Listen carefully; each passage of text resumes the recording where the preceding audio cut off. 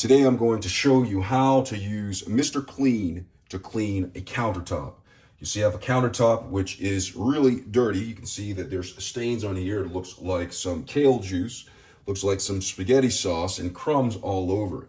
But I'm going to use this Mr. Clean, which is long-lasting freshness, 2 times concentrated, metals and rain with Febreze freshness, that's a lot to say, in order to get this countertop clean to where you can literally eat off of it. Maybe not eat off of it, but you know what I'm saying. It's a figure of speech. Anyway, so let's get started.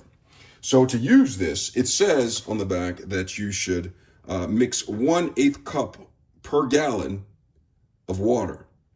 And when you do it that way, there's usually no need, get in closer so you can see it, to rinse it if you do it that way. Usually no need, that's what they say. But I'm doing it differently because this is a tough job with all of this kale juice stains on here, with all of the crumbs and tomato sauce on the countertop. I'm going to do what it says, what it calls for with a tough job, where it says pour directly on tough soil or on sponge, wipe and rinse. Okay, so right here I have, not a sponge, but I have a rag, but you can call it a sponge if you want to. And I have it I guess it's wet. I just wet this up before bringing it over here. So it makes cleaning up a little bit easier. So I suggest you wet this before you bring it over here. Then what I'm gonna do is, this is a clean rag. What I'm gonna do is I'm gonna take the Mr. Clean Metals and Rain with Febreze freshness, and I'm gonna pour this directly on the surface for the tough stains. Now it says when you do this, I don't have to pour that much. The surface is not that big, maybe a capful or two. You're gonna have to rinse it, okay? Because this is a heavier concentration rather than adding water to a bucket and doing this. So once I have this on here, I'm gonna place this on top of the Mr. Clean, Metals Fresh. And I'm just gonna simply do back and forth motion with this. Now this gets it done, but however, I have found that my method of waxing on and then waxing off does a far better job than back and forth. Okay, so this back and forth does have its place, say for instance, like right here on where the stove meets the countertop.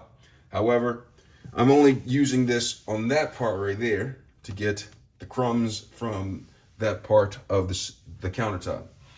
Now on here, I'll also take and do the back and forth method on the corners.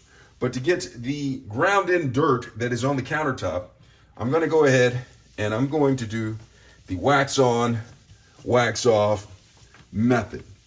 And this really gets the dirt up. It gets that hard ground in grease that is on the countertop off. It loosens it up, allowing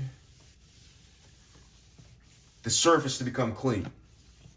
Okay, so I'm gonna do this method right here. Get the corners and then wax on.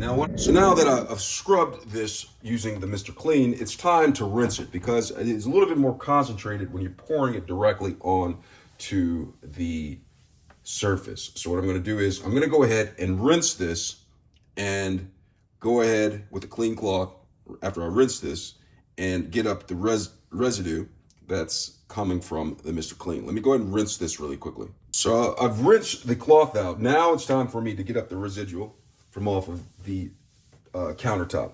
So what I'm gonna do is I'm gonna go ahead and do the wax on method. This gets up a lot of the residual. And then I'm gonna do a wax off, but actually I'm gonna flip this and do the wax off.